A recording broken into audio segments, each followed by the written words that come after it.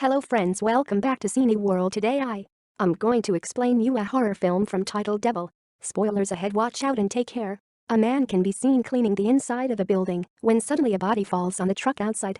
Two men are talking in a dinner. They have a conversation about alcoholism and the importance of forgiveness for people like the one in the suit who are recovering alcoholics. The same one says that forgiveness isn't easy after what happened to his family 5 years ago and wishes they could talk about normal stuff instead. Later the same man is revealed to be a detective. As he crosses a police line, another cop takes him to a crime scene and shows him the dented truck with the dead body on top. He checks the out body and looks up at the building surrounding the truck. The other detective can't believe a jump with such a force can happen from buildings that small.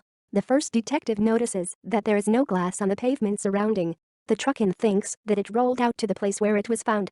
The two detectives walk around a corner to find a building that would better match their crime scene. Next to a modern-looking skyscraper, the characters are introduced one by one. First is the man in the hoodie lingering, then the man with the red tie passing by him and walking inside the building. Next is the security guard picking up the phone at the reception desk and the old lady seen standing in the middle of the lobby, confused. Then there is the young woman entering the lobby, passing the security guard at the reception, getting stopped by him and going to the back of the line to sign the visitor's log. The security guard tells the other man at the reception area that he has to take a package to the TH floor and goes toward the elevators. The guy with the red tie and the old lady want to go inside an elevator, but because it's full they take the other one that just arrived empty behind them. They walk in and the security guy walks in with them too. As the door starts closing, someone calls out to wait and the young woman from before walks in too. After her, another person yells, grabs the doors after no one helps him, and walks inside.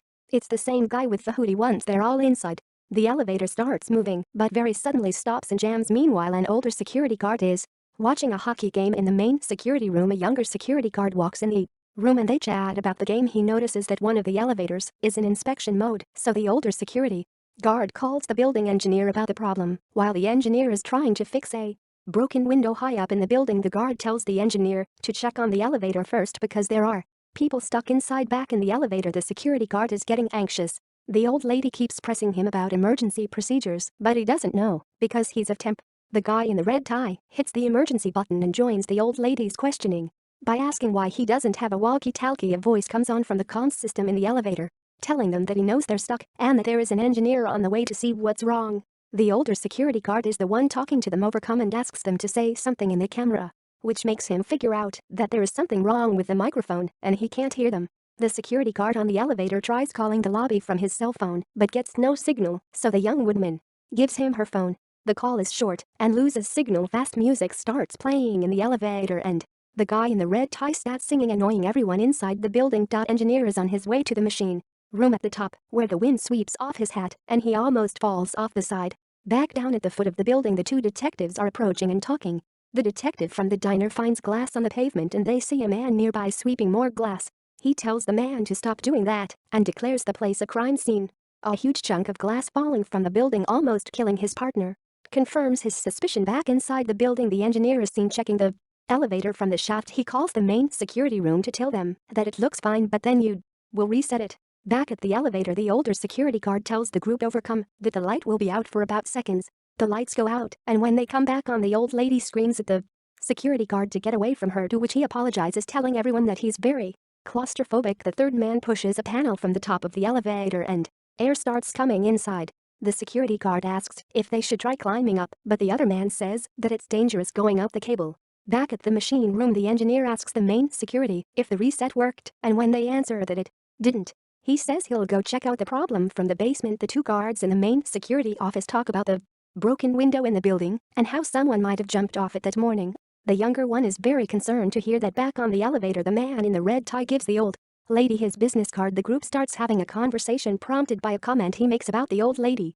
He tells them that he knows how to tell if someone is rich or not and compares the old lady to the young woman, saying that the younger one's clothes look expensive. She turns her back at him, but quickly reacts, saying that he grabbed her behind as the lights in the elevator start flickering.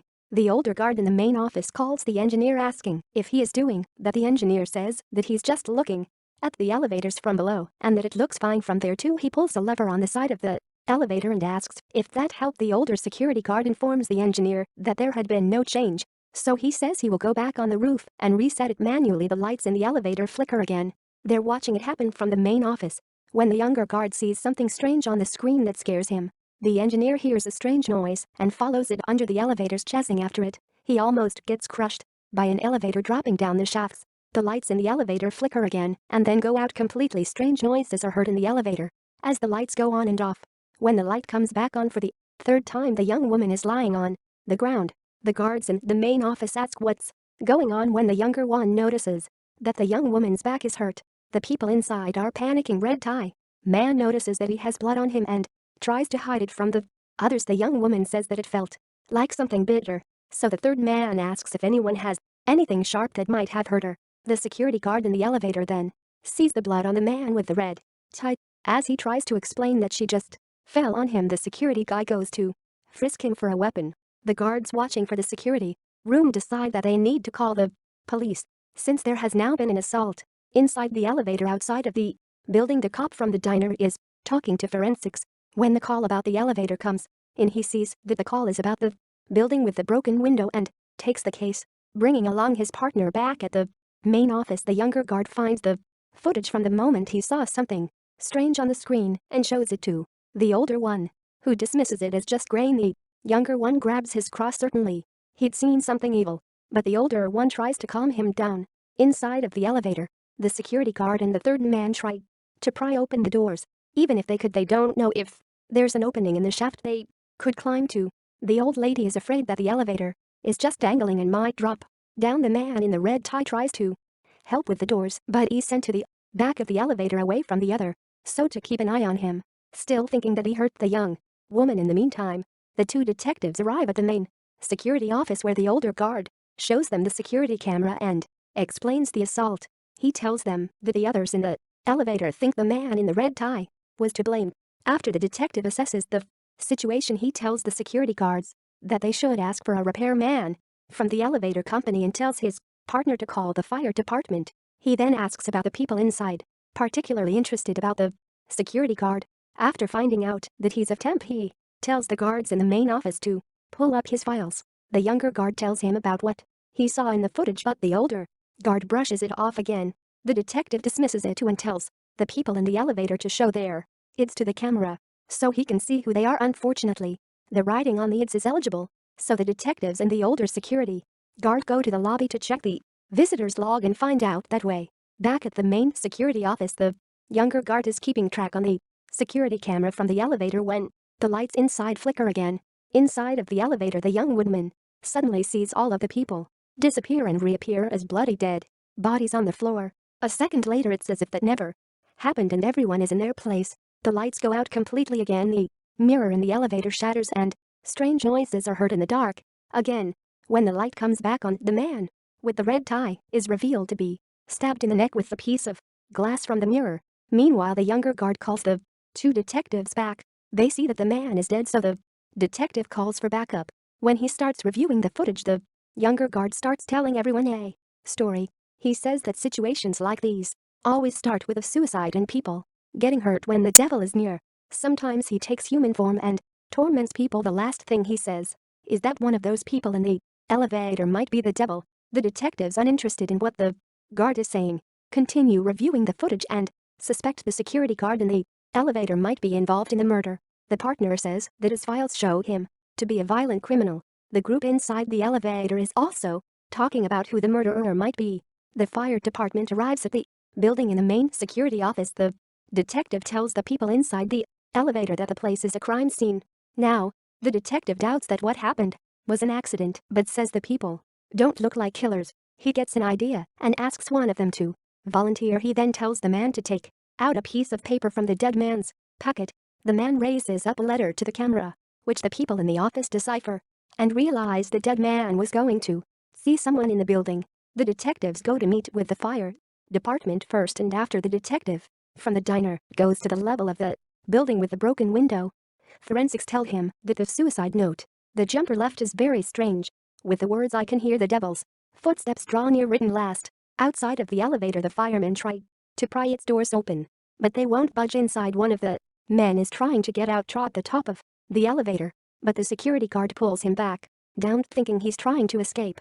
The detective is talking to the person from the building that was supposed to meet with the dead man from the elevator. He finds out that he was a scam artist and asked the person for a list of the people he has scammed. Back at the elevator, the people start frisking one another. Meanwhile, at the main security office, the detective is back and tells his partner that one of the people probably didn't sign in. If they were out to kill the man with a red tie, they wouldn't be stupid enough to do that. He gives him the other list and tells him to compare the two. Then he goes over to the security guards, and the young guard shows him the face from the footage, but in turn the detective shows him the apology note that was left by the person that killed his wife and child in a car crash. He says that people can be evil without the help of the devil. While they're talking, the old guard is reviewing the footage when he finds the moment when the young woman thinks someone grabs her. The footage doesn't show anyone doing it. The detective thinks she's lying and becomes suspicious of her too. They see the people in the elevator frisking each other and tell them to stop. Inside the elevator, an argument starts up again and the old lady threatens to pepper spray the security guard. He grabs the spray from her hands in the main security office. The older guard is calling the engineer, telling him to stop disappearing. The engineer is climbing down the elevator cable and can't get his walkie-talkie to answer. He slips down the cable and the chain from his protective gear tears open. Inside the elevator, the security guard is taunting the old lady with a expired pepper spray.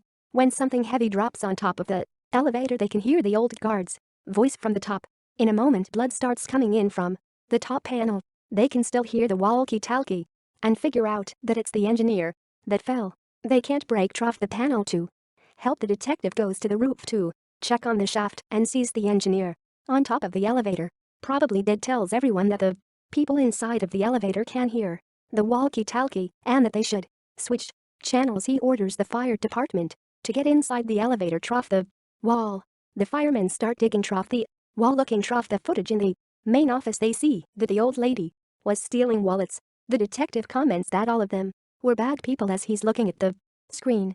The footage from the security cam glitches again and shows all of the people inside dead, but only the cop can see that. Next they find footage with the third man and see that he had a satchel with him when he walked in the lobby, but no satchel in the elevator. The lights in the elevator start flickering again, then go out. The security guard lights say match, and there's something strange next to him.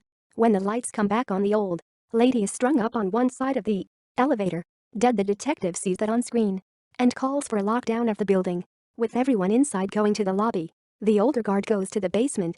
The detective and the younger guard are the only ones in the office, so the younger guard says there is a reason that they are the devil's audience. Inside the elevator, the two men take the old lady's body down. Meanwhile, the detectives look for the satchel and find it in a restroom near the lobby. The satchel has tools inside that the detective suspect might be used to rig an elevator. Back in the main office, the younger guard is left alone, so he starts reciting prayers over the comm.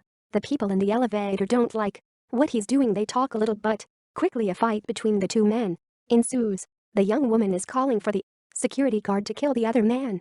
Back in the main office, while the guard is still praying, the detectives walk in and see what's happening in the elevator. They order the people to back away and put their hands on the walls. As the people in the elevator settle down, the cop asks the younger guard how his story ends. He tells him that they all die. His partner then tells him that the young woman has a record too, that she was married to a rich man and that she was in the building to see a lawyer. The two of them run in the lobby and find a lawyer. The only information he can reveal is that they should look into the people closest to her and that his specialty is forensic accounting. The detective asks to get the woman's husband on the phone. Meanwhile, the old security guard is in the basement and turns off the water. He informs the firemen and they continue breaking off the wall. While still in the basement, he finds a wire that is dipped in water and tries to get it out. Moments later in the lobby, the people that are gathered start screaming as he falls over. The detectives run to his aid, but he dies back inside the elevator. The three people remaining start arguing. Again, the two detectives come back at the office, saying that the younger woman's husband might have arranged all of it since he owns the security company that works in the building. The cops think that the security guard inside the elevator is responsible and that the other two victims were just a decoy. Back in the elevator, the lights go out. Again, the detective tells them to use their phone screens as flashlights, but their phones get ripped out of their hands. The lights go out and the next time they come back on, the security guard is dead. The two people left grab a piece of glass in a panic and stand prepared to defend themselves. Desperate, the detective asks the younger guard how he can help them. He tells him that they should take responsibility for who they are. So the detective shares a personal story with them about that and asks them to put the glass down. They do it reluctantly. Suddenly the lights go out again and they come back on. The young woman is lying on the ground with a piece of glass in her throat. As the man is seen trying to help her, the body of the old lady rises behind him, saying that it's his turn now. The man has a flashback of himself driving a car. He's reaching for a beer when he crashes into another car. He gets out of his car and sees the other one in a ditch. A woman lies pinned by a car, and before she dies she points to her child lying in the grass in front of the car. The man can't believe what he has done and leaves the scene, leaving a note on the window of the other car. Back in the elevator, he keeps repeating that he's sorry and begs the old lady, the devil, to take him instead of the young woman. The devil refuses the bargain and hurls the elevator down the shaft. When it stops, the man finds the engineer's radio and starts talking. He tells the detective what he's done. The detective and the young guard are listening to him and realize what that means. Inside the elevator, the young woman finally dies in his arms, and the devil is angry, saying that she really wanted him. The lights go out and come back on again as the firemen are opening the doors of the elevator. The man is the only one left alive, spared by the devil. The old lady had disappeared later. Paramedics are taking out the bodies and the detective sees the man sitting in the lobby. He says he will take him in the station next. The two of them are seen in a car.